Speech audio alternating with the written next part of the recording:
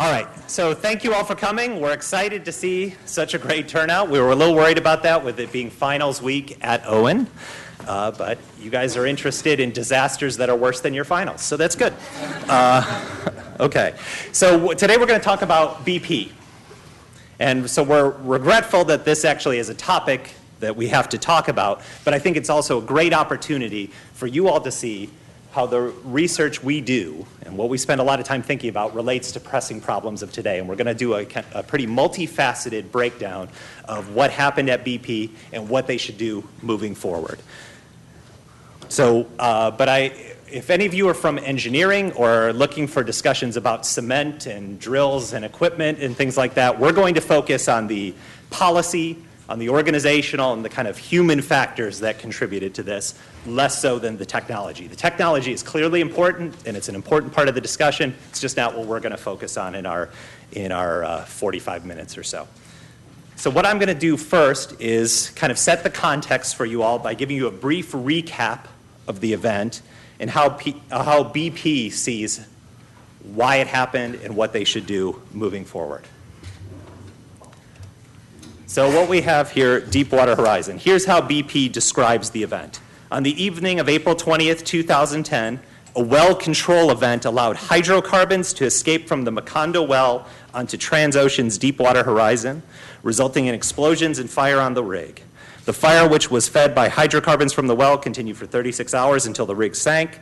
Hydrocarbons continued to flow from the reservoir through the well bore and the blowout preventer for 87 days, causing a spill of national significance, to say the least. So here's some of the consequences of what happened. So we see 11 platform workers were killed, 17 more injured. It's the largest spill to ever originate in U.S.-controlled waters. Estimates is of upwards of 205.8 million gallons of oil spilled. Some estimates have placed the cost to the Gulf Coast over the next 3 years as upwards of $23 billion. BP's stock price was down as of close of the market yesterday. It was down 31.6% since this event, a number that my wife considered surprisingly low. And BP has also said they're going to pay a $20 billion oil fund spill. So there are some real economic costs to this, some human costs, and clearly ecological costs to what's happened. According to BP's accident investigation report, which they just released about a month ago, here are 4 things that they talk about. So again, we're not focusing on the technical aspects that they talk about, but the more human and organizational factors. So they talked about the rig crew did not recognize the influx of hydrocarbons in the first place. So basically the cause of that was there was no framework for interpreting those ambiguous data. So what did they do? They fell back on what the kind of default response is at BP, which is press ahead. So, and even once the problem was recognized, the crew failed to regain control of the well. Not enough training is part of the problem there. And the blowout preventer, that's what BOP stands for, not recently tested. There were poor maintenance records. And of course, the blowout preventer doesn't contain the spill. And another aspect of it, which actually makes up a good bit of the analysis here, and if you've seen any headlines about this report, you've probably seen BP blames contractors, because that's about half of what this report is about, poor oversight of contractors. So another way to think about all these different causes and how they array is the so-called Swiss cheese model of accidents. And this is developed by a psychologist from the UK known as James Reason. And his basic argument is that an accident happens when all the holes in the various defenses that an organization has to prevent a disaster align.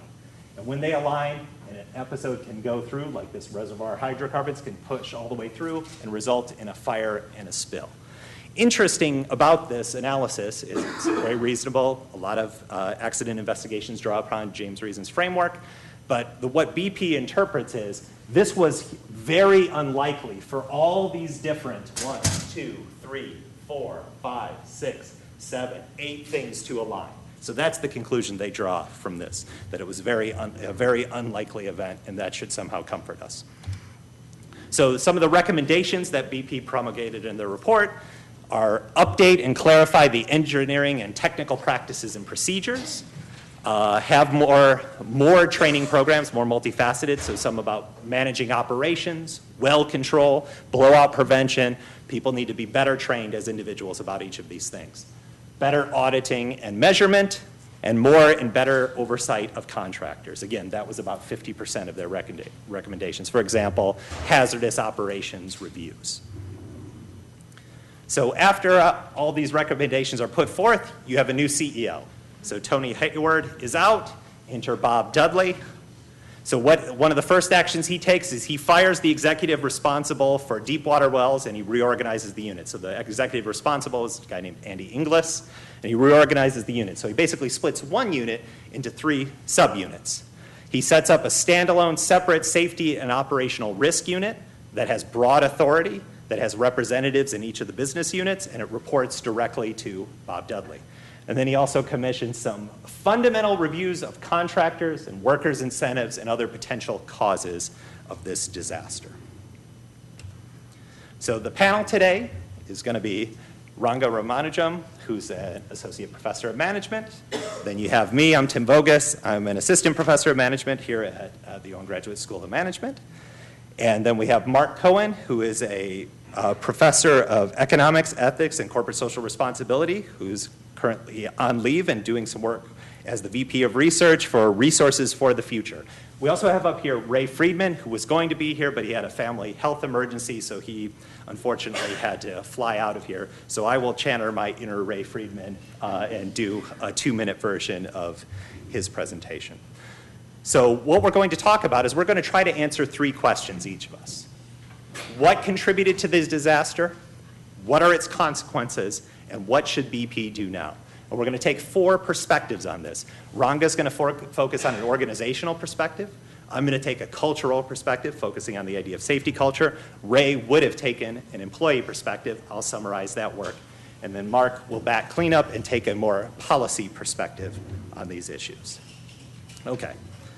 So with that, I turn it over to Ranga. So good afternoon. So Tim asked us not to have slides, so I'm going to be talking straight without slide, and I'll let you decide whether that's good or not. Ryan Underwood was organizing this event. I don't know where is Ryan?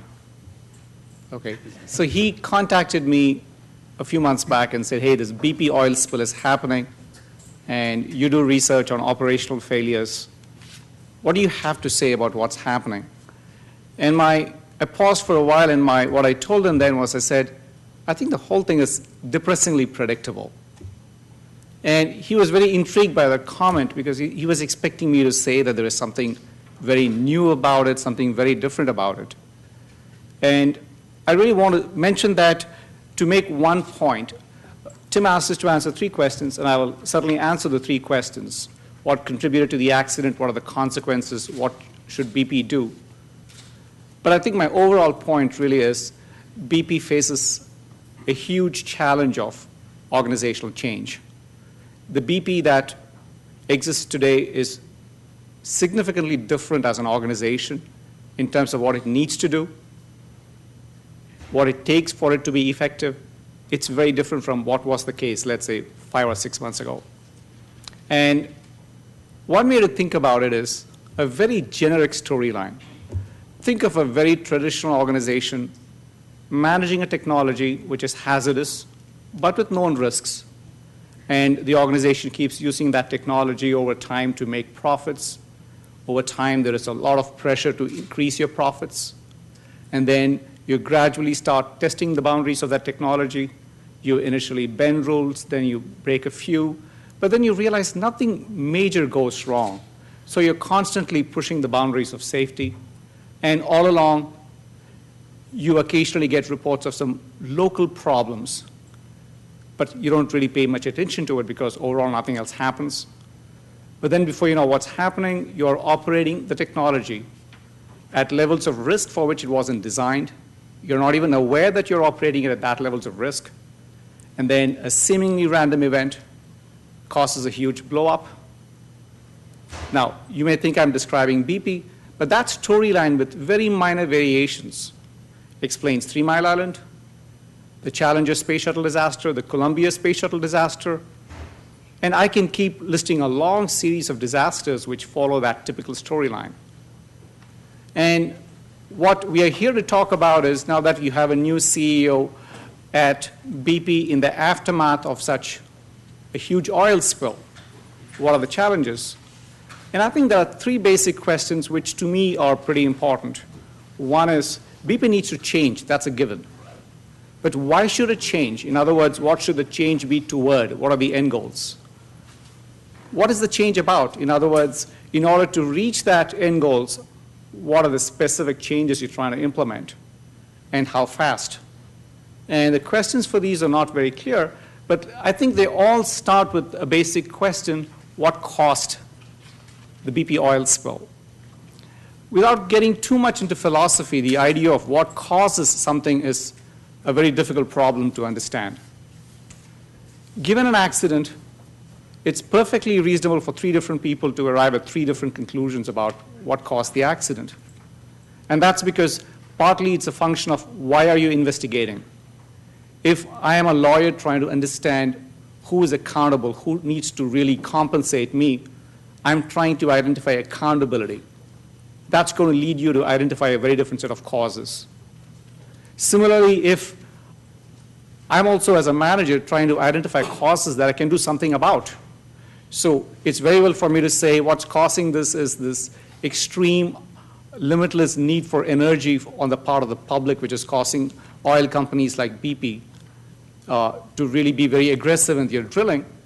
But again, that's a kind of a cause about which you can't really do too much. So sometimes the search for a cause stops with something that is familiar, that is something that you can do something about, or it can be based on your goals. So I'm not going to directly address the question of what caused it because it's a difficult issue. But I do think what BP believes or concludes caused it is an important starting point for the kind of change that it's going to initiate. So a very basic question is this a random event? If you are operating a complex, risky technology, stuff happens. So they were just unlucky. If that's the conclusion that BP draws internally, the conclusion is inaction. Or if the conclusion internally is that they did everything they could within their power, but it was the external contractors that were at fault, then again, the organizational change within is nothing. Let's monitor and keep track of our contractors more carefully. Now, we need to be careful because the report that Tim mentioned is very unusual because it's the only instance I recall, and I study this kind of stuff all the time, that a company in the midst of an ongoing investigation has put out a report. And if you want to know what a lawyer-brushed report looks like, I recommend that you read the report. Every single statement, including possibly every article, is qualified.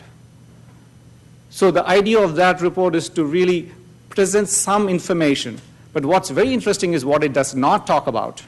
It does not mention anything about the organization. But other information that has since come to light suggests that this oil spill was foreseeable. It was indeed foreseen. It was preventable, but it wasn't prevented. So very clearly, if the known rules that were in place had been followed, if early warning signs that people identified had been heeded to, this could have been prevented.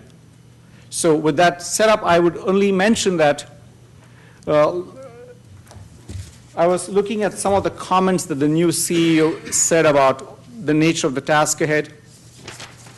So he said, our response to the incident needs to go beyond deep water drilling.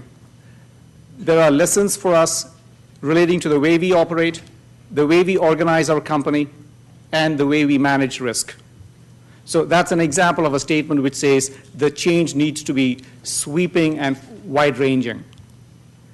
And yet, and this is why I'm saying BP is in a very difficult position. The BP, they also need to communicate that they're not responsible as an organization for what has happened. So in the same interview, I believe, because I've been getting this from different sources, he said, we need a fast evolution, not revolution. And I'm still trying to figure out what that means in light of the previous comment. I just take it to mean that this is a very difficult dance for BP to play externally, saying they're doing something about it, but not saying so much that they essentially admit to complete guilt with respect to what has happened. But I will say BP is a different organization because a year ago it was an oil company trying to maximize profits with some problems down the road. Thanks to the scale of the spill, the new CEO now has to, first of all, restore profits. Right now, it reported losses in the second quarter. It has not paid out dividends. And he's now already set up expectations saying that we will start paying dividends back in 2011. So there is a profit pressure. There are ongoing legal battles with open-ended liability. So you've got to manage that. And you also have the need to implement changes to promote safety. And you also need to innovate because, in any case, deepwater drilling is now temporarily, there's a moratorium. So you're facing multiple challenges where you were previously facing one. So all of a sudden, the challenge of this organization is how do you manage multiple conflicting goals simultaneously, whereas previously you were structured and you were used to pursuing a single goal. And that's a pretty fundamental difference. But equally importantly, what does safety mean? How do you achieve safety? And that's not very clear to us from the outside. Is safety to BP really about following rules more carefully? That is, we know what the rules are. If we adhere to them, it's safety. That's safety as compliance. Or is there a view that safety is going to be about getting everyone in the organization to be very responsive, looking at weak signals, and responding all the time? If that's the viewpoint, that requires everyone's roles to change. For example, top managers now have a different role. Previously, top managers were focusing only on, let's say, financial reports. Now you need to be monitoring safety outcomes and safety measures regularly. Your attention needs to be allocated differently. Middle managers have an important role to constantly balance the tension between the pressure for production and the pressure for safety. And most important, safety is not something that you can manage remotely. Safety happens minute by minute, second by second, at the point where work is being done. So if you truly want to manage safety, you're essentially saying we need to give the people performing this dangerous work a context where it's easy for them to practice safely. That also means you need to get them or create for them a climate where when they see things which are unsafe, they start speaking up. In short, what I'm trying to get at is this problem is beyond safety for BP, and one of the things they really need to think about is, and I'm sure they are thinking about, is how do they go about creating an organization that can focus on multiple goals, at the same time trying to become more careful about safety. And I will say that the initial changes that Tim mentioned that they have made organizationally are encouraging. The first, previously, they had a safety division which was local, several layers removed from the CEO. And one of the first things Bob Dudley has reported is creating a new safety and risk division globally, which reports directly to the CEO. At the very least, it says that the priority of safety and the level of attention it's going to get from the top management is going to be different. More importantly, and somewhat intriguingly, the recommendation says that people in this unit will be embedded in operations and will have the authority to contest every decision that people make locally. In other words, there is a need to say it's just not a centralized unit sitting far away. Many of the members are going to be distributed. Now, this is going to create its own challenges, as any of you thinking about structural change would know. You're creating conflict, and how is the organization going to, on a routinized basis, resolve such conflicts? It's an interesting open question. He's also previously, there were 2 or 3 divisions which were centralized in one place, exploration, drilling. Now they're being broken down into separate units. In other words, the organization is becoming more complex. And that is an acknowledgement that they are now operating in a complex environment. But I think what is not known is such kind of change takes a long time, even if the organization has an appetite for it. But because BP has a history of several prior violations. They had a huge fire in Texas City a few years back, which killed multiple people. The one thing that BP also needs right now is a lot of luck. Luck in that somehow the environment has become less error tolerant, whereas previously a simple explosion would be seen as the hazard of doing business. And next time something is going to happen, even of a small scale, it might be a more unforgiving environment. So that's one big issue they're going to have anyway, a less forgiving environment. But you put it all together, I think I'll come back to the point I made earlier, which is this is not just about BP making sure that another deep drilling related oil spill will not occur in the Gulf. It's not that. It's really about BP trying to make sure that in their drilling operations worldwide, how can they make sure that preventable, avoidable accidents are prevented and avoided? So I'll stop. Okay, I'm going to talk again now. And I'm going to bum you out because Ranga gave you a little glimmer of hope. I am a little bit less sanguine about what BP can do. I have a different interpretation of what setting up that structurally separate unit means. What that means from a cultural standpoint, which is the way I'm going to talk about it, is that safety is somebody else's job. It is the guy on the rig who does safety, or it's the people at corporate who do safety. And it's not something that's embedded in all of our everyday and ongoing practice. So why is culture important in explaining the BP disaster? It's because culture embodies and permeates the way things are done in an organization. So when we think about safety culture, which is kind of a more specific variant of it, what we're saying is it's a culture that prioritizes safety relative to other foci of culture, so relative to something like service or efficiency or innovation. You're focusing on safety. You're prioritizing that. So it's a degree of attention and effort that's directed to safety. And it's the extent to which all of us in an organization share that priority. And when there is a choice to be made between productivity and safety, we choose safety. That's a safety culture. So in operations like an oil rig, where you have complex interdependent work, culture provides a more robust guide for behavior than rules and procedures, because those rules and procedures, you might not invoke those in the moment, but you're habitually and automatically bringing to bear the cultural understandings that are shared by that organization. And I think when looking at causes, culture is useful because it points to deeper, earlier, and less obvious causes than what we saw from the current report. And as Ranga noted, there was no mention of organization. There was also no mention of culture in that report, interestingly. And that's interesting because if you use culture to dig a little bit deeper into what's going on at BP, you'll find the 2005 refinery explosion that Ranga mentioned. So in that explosion, 15 people died, 170 people were injured, the largest fine in the history of OSHA associated with that disaster. And then there was a 2007 report also put out by BP on the results of that, or the causes of that, and they mentioned safety culture 390 times. So safety culture gets mentioned 390 times in 2007, bad disaster. But apparently BP had fixed all those things by the time Deepwater Horizon has its problems. That seems unlikely. They've also had some other big high-profile problems, the 2006 Prudhoe Bay spill up in Alaska. They've been cited, which is a rarity of a lot for companies, multiple instances of criminal misconduct.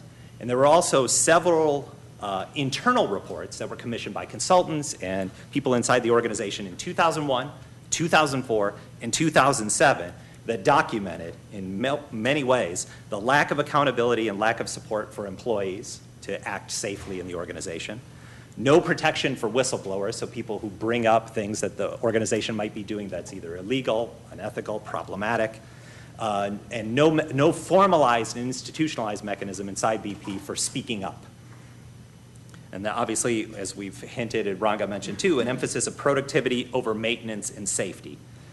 So they didn't maintain their documentation for the equipment that they have and how it should run safely. They had an operating norm of run to failure, meaning you just run that equipment till it breaks down, don't worry about the ongoing maintenance. And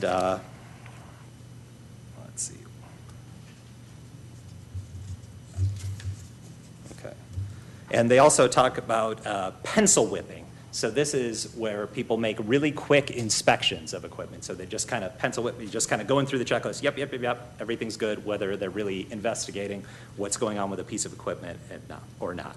So if we dig a little bit deeper into BP's history, we say there's a systematic failure in culture to prioritize issues of safety. And there are very few mechanisms for employees to redress that lack of focus. And also, if we look a little bit earlier, so when you see the explanations of what BP said and where they focus their recommendations, it's very close in that Swiss cheese model. It's the last slice of cheese that they're focusing on right before something blows up. It's people operating at the sharp end. And it's much less attention to the decisions that were made earlier, those strategic decisions that put people in a bad position where they have to make a tough choice. So for example, there was a recent article about the cheap cement casing on the undersea well, even though it was a known risk, right? It's prioritizing cost over safety.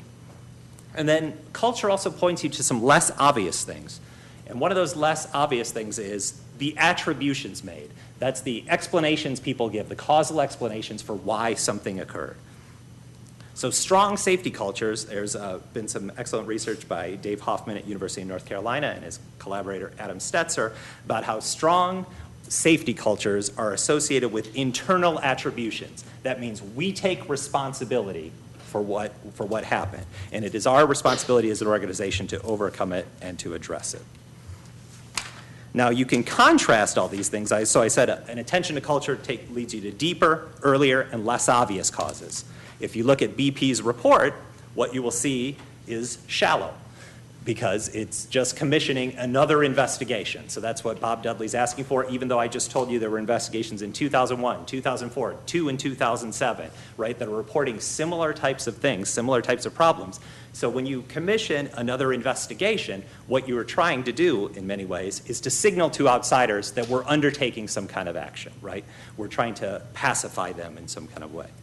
And when you look at the late causes, you're really drawing the wrong lessons from that Swiss cheese model. The whole Swiss cheese model is about all the steps along the way that contributed to a disaster and how you need to address them all from its very earliest starting point, not just the things at the very sharp end where you're essentially blaming people on the front line and saying, well, we just need to train them or fire them.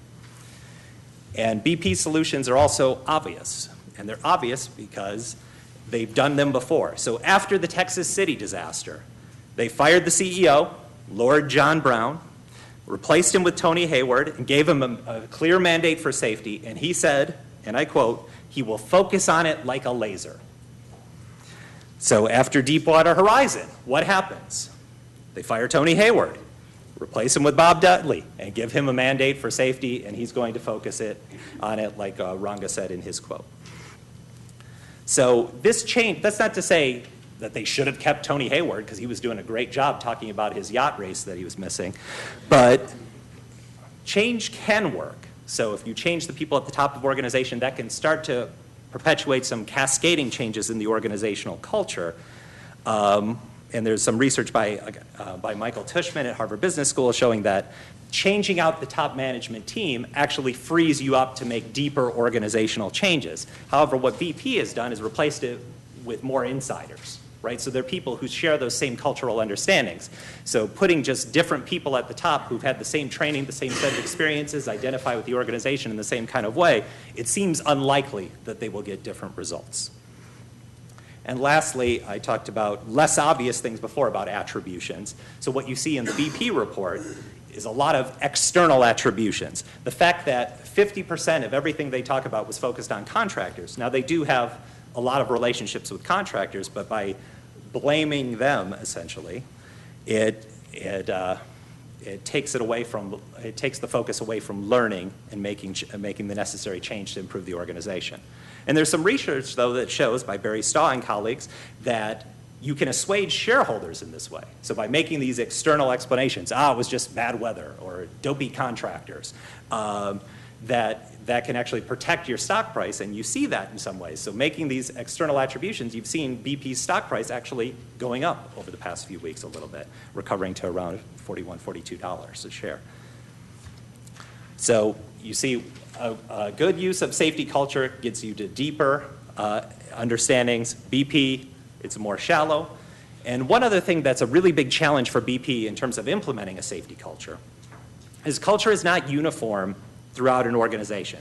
So there are subcultures within organizations, and you see a lot of this on these oil rigs, right? There's a very macho culture on the oil rig, a can-do attitude where people are focused on demonstrating their toughness and their cool-headedness under pressure.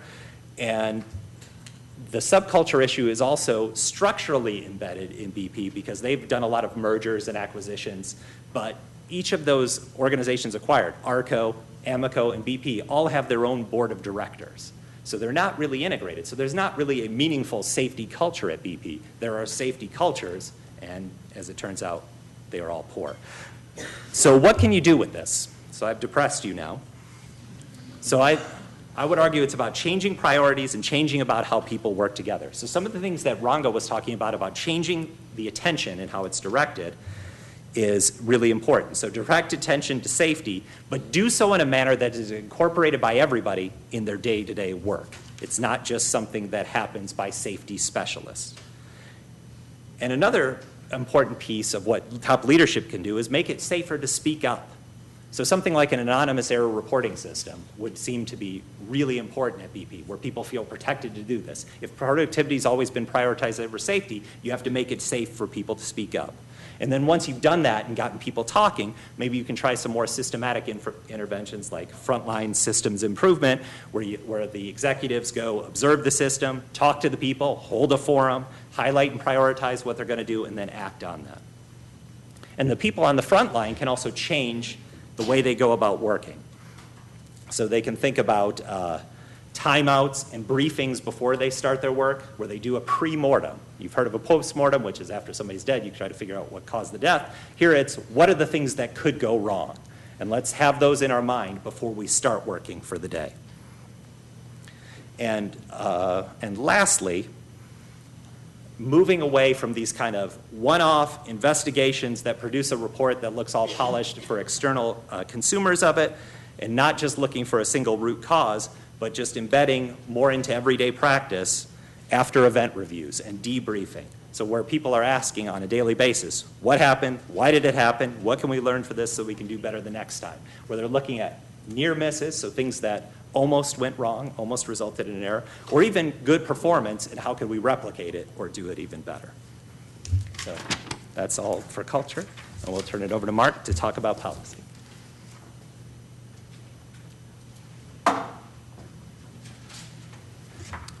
Thank you, Tim. First of all, it's good to be back here for those of you who haven't seen me in a while. I've been on leave for 2 years. And I need to make a disclaimer, and that is that these are my own views. I'm going to talk about this as a professor, as a researcher. I'm at Resources for the Future. I've been there for 2 years now as Vice President of Research. And we are doing some work for the President's Oil Spill Commission, which is tasked with trying to figure out whether the moratorium ought to be lifted, and more importantly, what should the government be doing to prevent future oil spills. So I can't talk about that. But what I can talk about is my own views. And we haven't made recommendations. We haven't even finished our research. But I will say that this is something I've been working on since I was a graduate student. Actually, in 1985, when I got my dissertation, it was on preventing oil spills and how the government ought to conduct itself in thinking about monitoring and enforcement of oil spills. So it's an area I thought about quite a lot, and I'm going to do something slightly different. What you've been hearing about is inside the firm. What within the firm affects safety culture, how you start to think about it. What I've been asked to do is to think about what's the role of the government in instilling a safety culture. And so the way I like to think about it is, what are the incentives that a corporation has to instill a safety culture? Now, they have some of their own incentives to instill a safety culture, okay, to do the kinds of things with inside the box that these guys were talking about. Some of those are market pressures. I mean, after all, they don't want to lose the value of the rigs, they don't want to lose the oil, they don't want to lose, it's costly. And then, of course, we know there's all kinds of government-imposed liability. They're going to have to pay after the fact with tort liability, they're going to have to clean up. And so the government's role to begin with is setting a liability scheme, which they already have in place. We already have that. There's another side, which is before something happens, right? The government comes in and they inspect and monitor, and they do that MMS did that with BP and with others, other rigs. They have a protocol in place to annually inspect and that sort of thing. They can fine you if you haven't done what you're supposed to be doing. They can stop you if they don't like what you're doing. So the government has a role there. The government has a role in setting liability laws and tort liability, all kinds of things like that. So that was already in place. Those are incentives on the firm. Presumably, shareholders and managers and all the way down to employees, if the firm is well managed, will in fact take those incentives, internalize them, and hopefully instill a safety culture. And of course the question is, why didn't they? Well, so what I want to step back and say is, well, were there enough incentives? Okay, is that the problem? I'm not sure, but I think you got to step back and say, you have all this in place. And now the question that the government is thinking about is, well, if we allow drilling in the future, what new regulations, what new liabilities should we be replacing? And that's a very difficult question because we already have a lot. So, we've all heard reports, and again, both Ranga and Tim talked about, BP as if it was an outlier. And so that's one key question. If we're thinking about government policy, one key question is, well, could this have happened to any firm, or was this really a BP problem? Now, I don't know the answer to that, and that's something that lots of people are investigating. I think the answer is a little bit of both, that from what you can tell, and you've heard all kinds of explanations already, and if you read anything in the press, looks like BP wasn't the best actor out there. Looks like they didn't have their act together, okay? That's what it looks like. That's what we all read about, and that's what we hear. On the other hand, I'd say that, well, you know what? Something like this could have happened anywhere. Now, maybe the probability was lower elsewhere, so I want to talk about that for just a second. But I do think that there is a little bit of both there, and it's a matter of degree. Interesting thing is that prior to the BP spill, neither the companies nor the government considered catastrophic risk, the size of which we saw, in their regulatory analysis, in their risk planning analysis. In fact, when you go to MMS, or a department which is part of the Department of Interior, and I know former deputy head of the Department of Interior actually works for us, and she's told me, we were never given any options of catastrophic risk. We were told that was not an issue. We were told the worst case was the worst case that had ever happened, and it was nothing like this. And so it wasn't part of the decision calculus. It wasn't part of their risk modeling. They assumed it would never happen, so they didn't plan for it. My point is that's industry-wide, okay? That's government-wide, industry-wide. Neither the government nor the industry planned for it. And now there's some political economy reasons, I think, why it may have happened. It may have actually happened because when you start to look at the way the government was working in this industry, the two were very closely aligned. And in fact, oftentimes the government took industry standards, and industry would come in and say, we've prevented based on best available, and the government would say, okay, we sanction that, you must do it. I'm being a little simplistic, but that's largely what was happening in this particular government-industry relation. And it happens sometimes in this kind of an arrangement. Okay, well anyways, the point is that I don't think it was planned for, industry-wide or government-wide, this kind of catastrophic risk. Now, it's clearly being considered now by companies, by insurers, and so they are incorporating that risk. They're taking it very seriously. You may have seen the 4 companies investing $1 billion plus to have this new containment cap, ready and able containment cap that they're already planning for. I mean, all kinds of things that are happening. So a big question in my mind is whether the market, given the new liabilities, given the new environment that we're in, will correct for this failure. Will investors make sure that the top management in fact instills a safety culture? Will they incorporate this risk into their planning? Okay. So in other words, does BP now have the proper incentives?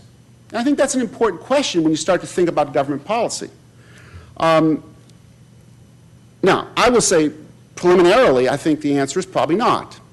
If you start to think about why? Well, the question is, do companies have the proper incentives to internalize the full social cost of their outcomes of a catastrophic risk like this? And so the question is, the $20 billion, $40 billion, and actually my estimate is it's probably about $60 billion that BP will ultimately pay.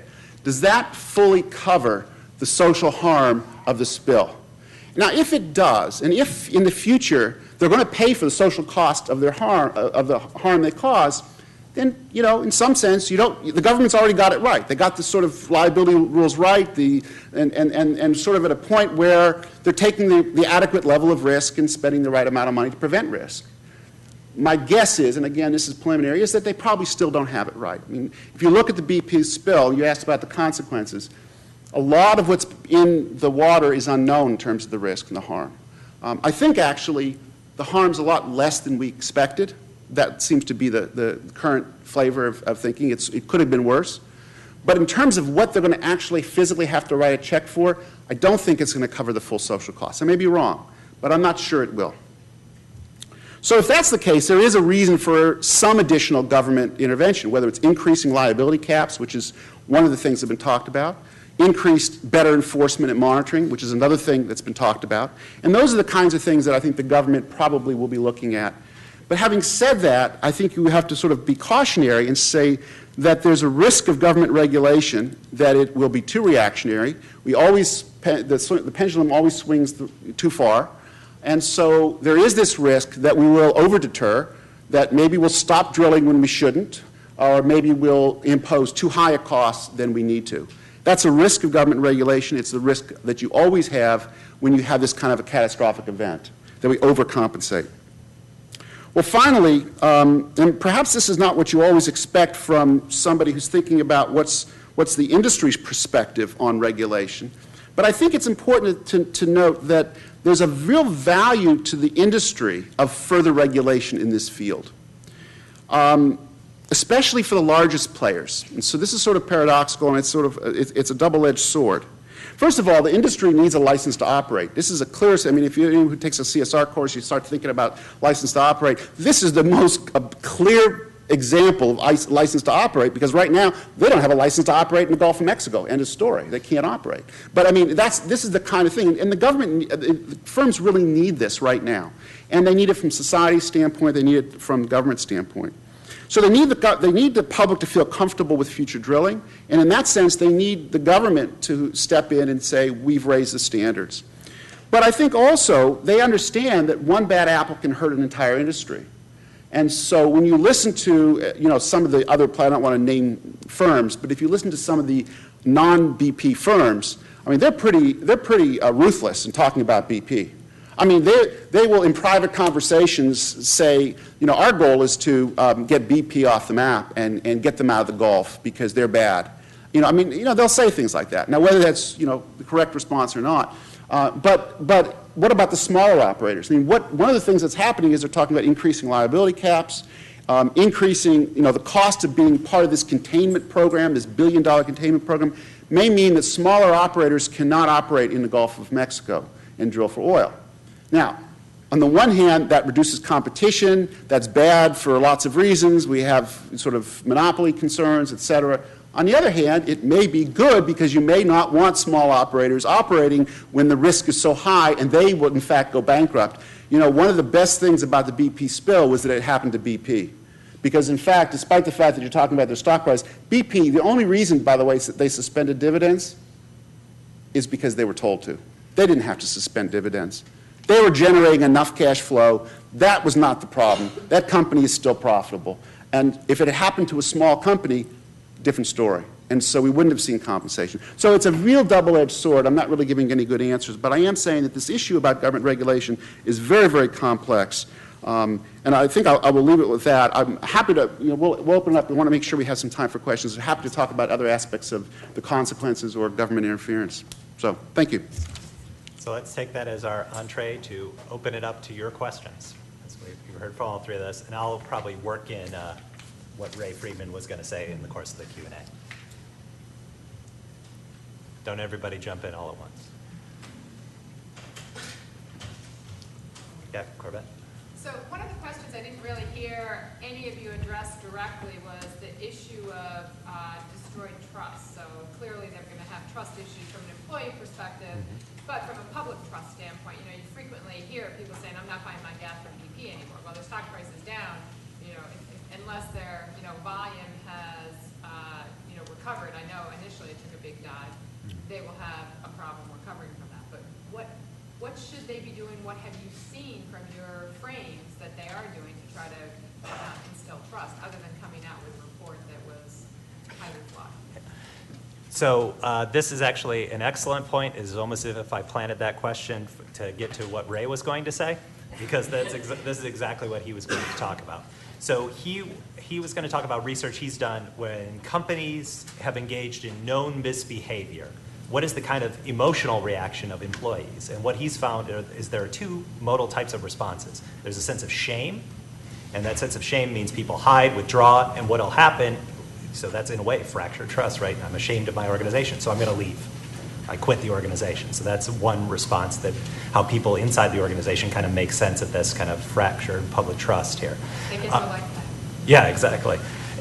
Or another response that he sees that's actually more constructive, and this I think lends itself well to what you've seen with BP trying to do, is guilt.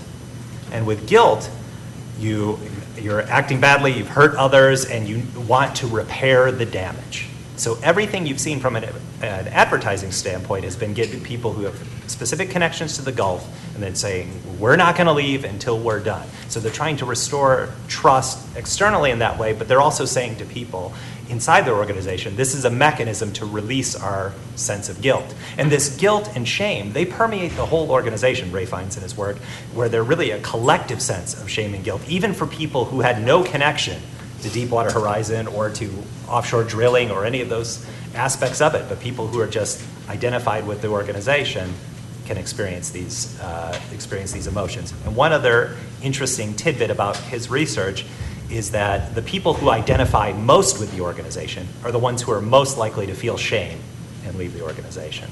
So this, we talk about, and you probably talk about in your class, you want to generate trust, commitment, and a bond between an employee and their organization. But the downside can be in situations like this, those might be the ones that just can't be repaired or are most difficult to repair. Let me just add one quick thing to that, and that is, when Exxon, the big Valdez spill, it significantly changed the culture at Exxon. And outsiders will tell you that that's one of the best run organizations in terms of their safety culture. Now, I don't know how true it is, but that's what they'll tell you. And it was a result of the bad incident. So one possibility, of course, is that this will happen to BP. The other point I wanted to make in terms of the public trust is, it can go either way. There have been incidents where boycotts and consumer pressure have actually affected firms in that respect. It's rare, but it happens. It's happened. It happened with Shell in Europe in the Brett Spar incident. It didn't happen. It happened a little bit to Exxon, but not entirely. But the evidence suggests that consumers are pretty fickle, and that usually goes away. But if it becomes an issue, it's easy for BP to just take their brand away. And what you might see is BP service stations being gone in the U.S., and they'll just be under different labels and just put it under a different label. And that oftentimes happens. So. Yeah, let me just add one more point along the lines of what you said. Based on prior accidents and disasters, starting with Bhopal in India, you've really had companies continue to operate in the same market and subsequently recover, at least their market share, if that's one indicator of trust, so long as they are seen, I guess, as changing their management and really replacing it with other people. So the evidence for long-term costs is at best inconclusive about such indicators. Right. Including Toyota more recently with recalls. Right. And I think what Ranga and I were trying to push is, how do you make that really happen? So from our perspective, from an organizational or cultural perspective, how do you really make that happen? Bruce, you had a question? I want to address this to Mark. I want to go back. In talking about regulatory sort of systems and solutions, you seem to focus a lot on managing the costs, the externalization, the externalities rather, and the companies that have these problems cover essentially the social cost. But I'm curious about the idea of using regulation in a different way, which is to reduce those costs in the first place. And what I'm thinking of is, in the first couple of months of this crisis, back in April and May, when we all thought this thing was just going to spew forever and never end, there was a lot of talk in some policy circles around the idea that what Obama and the federal government should be doing back then is essentially assuming control of the corporation's U.S. operations. My understanding is that there's legal precedent and justification for that. That didn't happen. but I think some argue that had it happened, this thing would have been handled differently, perhaps more quickly, perhaps at lower cost. The question is, does your thinking about the regulatory implications of this extend to that kind of government intervention in these kinds of So, yeah, I mean, it's a good question, Bruce. Yes, although I haven't talked about that at all, and part of that is what is the appropriate level of cleanup, for example, from society's standpoint? How much effort should go into cleanup? How much effort should go into containment? How do you trade those things off? I mean, at some point, you're going to have to spend money on some of them, on which of them, and so where you put your emphasis is critical, because again, you can over-deter or you could waste money. So I don't have a really good answer, but I will say, in terms of the BP case itself, first of all, the government essentially does run the operation. They have to go, it has to be cleared through essentially the way that the Oil Pollution Act works is they essentially do manage the operation. Now, this was so highly complex. They were treading, I mean, I'm going to tell you something. That could have been the biggest disaster. You cannot imagine how close they were to having a worse disaster, because the thing could have blown up in ways, and I'm talking about when they were trying to contain it, when they were pulling that oil off, things that you don't read about. You don't realize how dangerous that whole operation was. And they needed the most technical experts in the industry, and so the government was, they couldn't have done much more than kind of work with them. And now I think they made some mistakes along the way, such as not allowing these dispersants when they could have, et cetera, et cetera. And that's typical. Again, it does show you that neither side was prepared. Neither the government, there weren't good contingency plans on either side. And that's, to me, probably the biggest problem. But there was a question. Yeah. I guess talking about this internalization of trust and the commitment that employees have to the organization and the shame they're feeling, how can you use that to drive these kind of culture changes or organizational changes? Shame people into doing the right thing. Is there a kind of framework for doing that? Can that affect it? So, kind of managing emotion inside the organization and things like that, sure. And so one of the things that I had in my notes but I didn't mention was about managing, so a lot of it's about managing identity inside an organization and how do you identify. So what you see on these oil rigs is you see real kind of macho, manly, masculine identity. And the oil rigs that are actually the safest take deliberate actions to kind of break that down, right? So it's not shaming people or making them feel guilty necessarily, but it's making them think about what they do differently.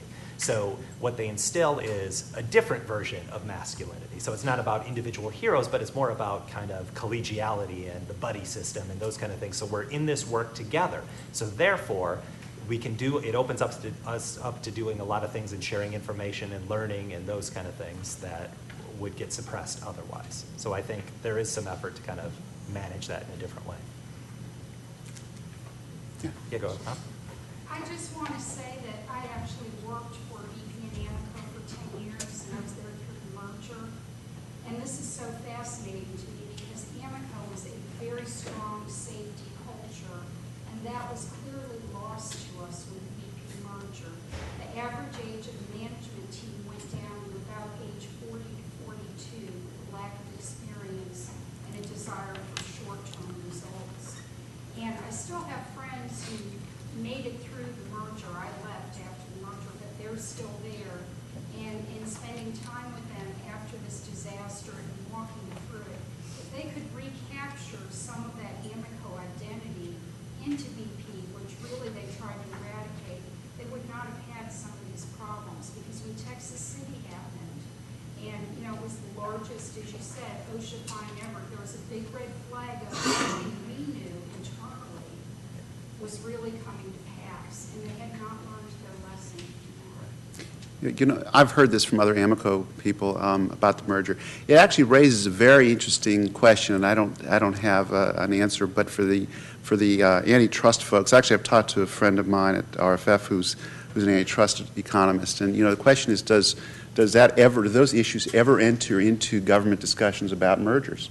The answer, from what I can tell, is no. That, first of all, the antitrust authorities, they have a hard enough time trying to figure out pricing and competitiveness issues, yet alone something like safety.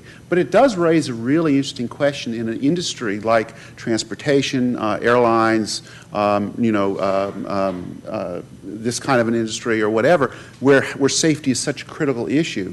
about cost-cutting mergers, et cetera. And it does raise those kinds of questions that from a policy perspective, that I don't think anybody's really addressed. But it's one that's sort of in the back of my mind to look into. Do you consider the possibility that perhaps BP is doing exactly what they should be doing now, given the incentives they face? You're just papering over these issues and not really addressing some of the concerns that you've raised? Well, it depends on what you define as their, objective. So if it's just right, if it's maximize shareholder value, I think Barry Staw's work supports that. There's a lot of research that shows, kind of just externalizing, pushing back, just kind of making these changes that are highly visible and easily interpreted by investors. Actually, in that regard, it does make sense. But from a managing risk standpoint and a safety standpoint, it clearly does not. Yeah, I mean, I would answer that slightly differently, only in that there are certain things that they need to be doing in terms of signaling to the outside world. And there are things that they need to be doing internally. And that's something we don't know. Which is why I'm saying that giving a report which doesn't quite amount to admission of guilt is very important from their viewpoint. On the other hand, internally, they need to essentially take stock of what is going to keep them safe while they're pursuing profits, while they're pursuing innovation, getting ready for other kinds of challenges that they face. And that, right now, at least to me, is invisible. It's happening behind closed doors. But don't you have open the possibility that they've done exactly that in the past, and they've made a rational economic decision to not invest in safety? Yeah, Brian, you make it's a great question. And it's an empirical question, isn't it, as to which it is, and I don't have any answer. I will say that though, when you come to think about the question, what you guys raised, the question is, what do shareholders know? And that's actually one of the things I'm sort of very interested in. I've been looking into. So to start to look into the question about what do institutional shareholders know? What did if you go online, you go to your Vanderbilt, do a little research on what industry reports there were, but you got to look before, and we're sort of buying some data. Look and see what was done before BP spill. Okay, would a rational investor, having looked at industry analyst reports, have determined that BP was of a concern and that therefore they would discount their share value accordingly, or would it have been unknown to investors that this one faces a little higher risk? If they knew about it, then we could argue that this was appropriately priced, and there are high quality and low quality firms out there, right? So this is just a low quality firm on safety. It's a real question I don't have any answer to. Actually, I'm sort of digging into this, but I do think that investors actually did not. This was not the stuff you're talking about. The Texas pipelines.